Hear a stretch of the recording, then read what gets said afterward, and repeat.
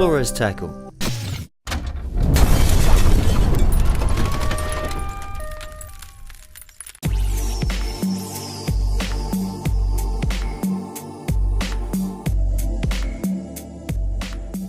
In my heart of hearts, I thought I was going to come and really enjoy it as like a real social jolly. And I wasn't intending on taking it too seriously and just taking it as it came. But as soon as I got here and I saw the wall of carp of just an array of scaly, stunning beasts and big dark ones, long scaly ones, I knew that I was going to be taking it a little bit more seriously. And the real flip moment was when I saw them starting to show out in the middle. And the size of some of these things coming out, it's like nothing I'd ever seen before. They were massive, just coming out and just crashing back in. Having never been here before, we had the walk round and saw the open water swims, saw the snag swims, but it's all based on the draw. So I've drawn up a rough list of where I wanted to be.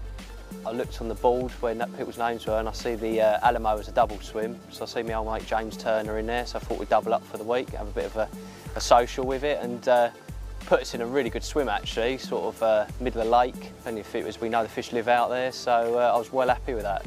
We're fishing as a team because we're doubled up. There's no point one of us fishing further than the other because then we're just going to cut the lines off and potentially ruin each other's fishing. So we agreed on a distance and we had a little plumb about at kind of maximum distance.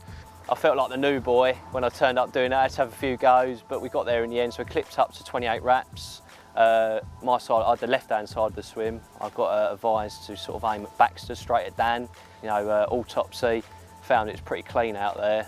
Clipped all the rods up to the same range, so they're all staggered. And basically I put all 3 rods into the swim pretty tight compared to normally. The lads spread them in the vicinity, but I put them all pretty tight. I found the cleanest area was there. And as you came closer, you hit a band of weed, so fishing over the back of that so we could get away with a bit of a tighter line. It's quite deep, about 20 foot. Bait-wise, started off with 4 kilos of 18mm hybrid, and each day I've just topped it up with however much I think's gone. So the first couple of days, even though I hadn't had any takes, I still put about 3 kilos in each day because the bait was washing out.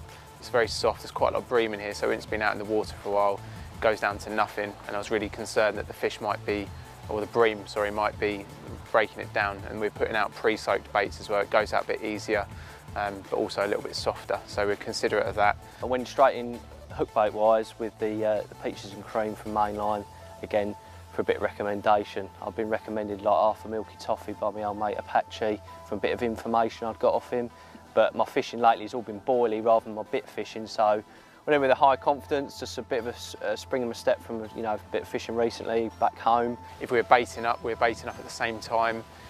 If we were putting the rigs out, we're kind of trying to coincide it so that we wouldn't ruin each other's chances, and also that we'd maximise our bite times and kind of work together on that, and that worked really well. Nothing the first night, looked really epic the next morning, a few liners just sort of brewing. Again, went for an epic dinner like usual. Rods back out, a bit more of I broke them up a little bit more, not too much, but a little bit more gap in them. I had a take about 2 o'clock in the afternoon, and quite a funny story behind it. I was actually clearing the weed out the edge with some of the bailiffs. They'd cut the weed and it floated up, so I've jumped in Cheryl and I'm going round over the lines just to clear some of the weed that had got caught, and Bailey's going, get back, your rod. And I'm going, chill out Ian, chill out Rich, it's just me, I'm in the boat. I've looked and Bailey's got the rod in full battle curve, and it was obvious it wasn't me in the boat, so I paddled back desperately like that, oars going everywhere, and I've jumped out the boat and played that fish in, and a bit of a crowd's gathered. 5-10 minutes into the fight, the other rod's rattled off, and Ian's grabbed that again. First fish has come up on the line, and I've seen it, and it's a long old scaly warlock, and it's eventually gone into the net, at which point I've ceremoniously taken the other rod off Ian, played that one in, and that rolled, and unfortunately that came off a short while afterwards. But it's hard to be disappointed when you've got an upper 40 in the net, especially a nice long scaly one like that. So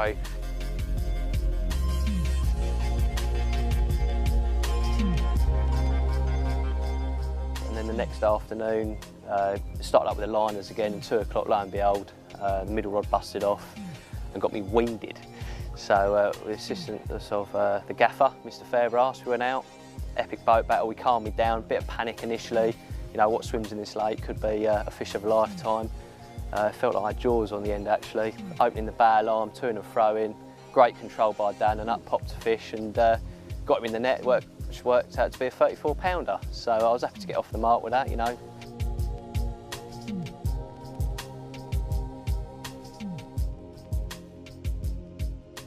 That's a sick Hendrix. Epic, mate. That's an awesome Shotgun. Hendrix. Awesome.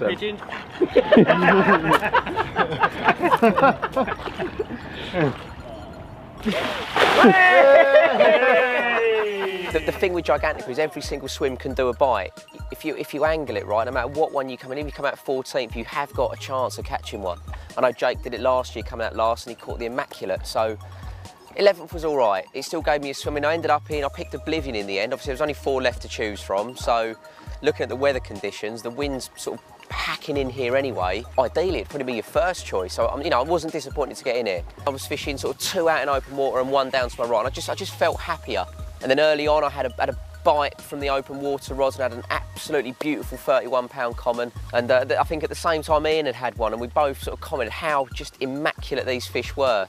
Mouths absolutely perfect, not a scale out of place, and you wonder if they've actually been hooked before. It's very, very easy on a lake full of so many big uns that these smaller commons can go unnoticed and just forgotten about. So I was really happy to get off the mark. And I guess it was probably about 1 o'clock. I'd just gone to sleep and the right hand rod tore off, and eventually got that one into the net, and that was a fish named Pips at 55.10. If I'd have left it at the first fish, I'd have still made my week, but to top it off with that one was fantastic. And there was a spell of, I think it was about 45 minutes when it did 3 bites.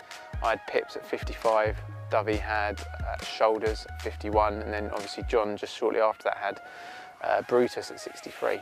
So it's a fantastic little spell there. The atmosphere was electric, it was flat calm, and you could hear the excited shouts and the head torches going on around the lake as people really got into it. I can safely say without trawling through the records, that's a personal best. You sure? Yeah. Did you want to check a second time maybe? Pretty sure. It was incredible. And then having obviously Daryl, Garth, yourself, Danny. Yeah. And that's the one he really wanted as well, wasn't it? So it just snaffled from under his nose. And it was a fish called Brutus, and it was the one that Dan had identified the previous day as being the one he most wanted to catch. P45 in the post. So, I didn't feel too bad about that, I have to be honest. But then, no remorse, I've had it, 63 pounds. Middle of the night, a starry Gigantica night, huge fish in the net, some amazing anglers and friends surrounding me. Yeah. And the next few minutes were just, they're now a bit of a blur, and I can take it in with the photos, I think. Yeah. Digest it a bit over time, but it was incredible, Wholesome mate, epic. Well done. Brilliant job. Just the following day, had a really, really slow bite on my right-hand rod. Like literally, I was fishing the bobbin really slack, and it only pulled it up half mast. Sort of came rushing out. It was early in the morning, and I could just see the tip almost just bouncing around. I just thought it might be a bream. Dovey was in the swim with me. We thought it was a tench, we thought it was this, we thought it was that. Done me in a bit of weed, managed to get it out. Saw that it was obviously a carp, and an absolutely glorious fish rolled in the net called Mad Max. It was called. It was caught, I think, back in the winter, one of the first freebie winter trips that happened earlier on this year. Almost a fully scaled mirror. Rob Willingham wouldn't quite give me fully scaled because there was a slight nude patch, but it made the trip for me in such an early time. It was, I can't say how beautiful it was. I'm sure you'll see in a minute on the pictures. There was this period, I guess between midnight and 3 o'clock, where it was electric again. It was quiet and the fish were all over us. There was the waves from the fish rushing into the bank, and some of the size of the fish coming out there were just phenomenal. About 10 to 6 this morning, my middle rod pulled up and I was on it pretty quickly, playing it in. Again, Ian came out and helped me. I thought it was a small one. No line was taken off the clutch in the playing of it, just a lot of head shaking. Dived down a couple of times, and Ian did a proper salmon swoop, bent the net and shuffled it in. But as he was shuffling it in, he really had to get the net down again because it was such a deep fish. And in the edge, it'd grown from me thinking it was probably a 20 or a 30 up to me thinking it's a good 40, and Ian said, that's a real good 40, that is, boy. And he's gone to try and unhook it in the net, and as he's lifted it up, the shoulders have just come heaving out of the water, and it became clear it was getting a little bit bigger. So when we got it out, we thought it's probably going to go 50, and on the scales it went 65.4, which is just phenomenal. It's far bigger than anything I've ever caught, and it was ID'd as the target fish, and just phenomenal. I was floating around on cloud 9. The guys came around and helped me. We kept it in the water while we did the whole thing. Such a big, fragile fish. I showed her so much care and respect, and she showed me absolutely none, just every opportunity trying to beat me. And you know, with Barty in the water helping me out is phenomenal, and it's a moment I'll probably never forget.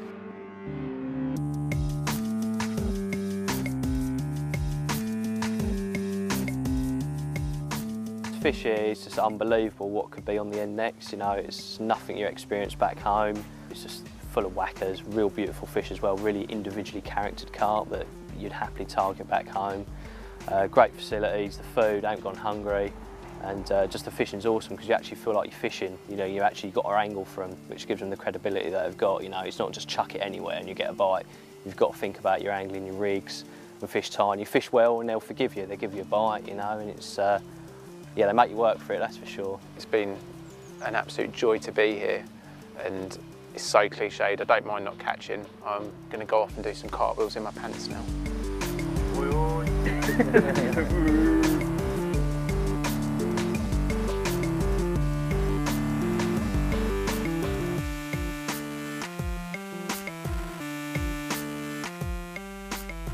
Well, what an amazing week it has been. PB's broken. I got to see my target fish, nicknamed the Target, that I've never seen on a bank before. It was just a spellbinding carp, and it was an absolute privilege to be part of that photographing and weighing session. And also to see Johnny Sissons get Brutus, which is another one on my wanted list, to catch it on a tiger nut that I gave him was just an absolute privilege again to be part of that. He was totally blown away. We got amazing photographs of it.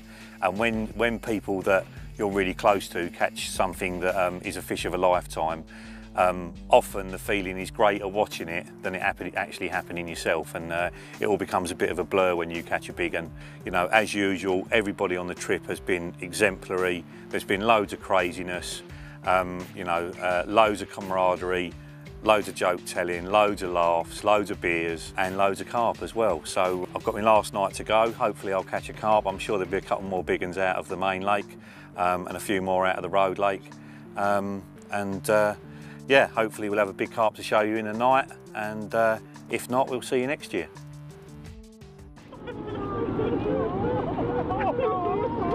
All right, enough. We can go again next year.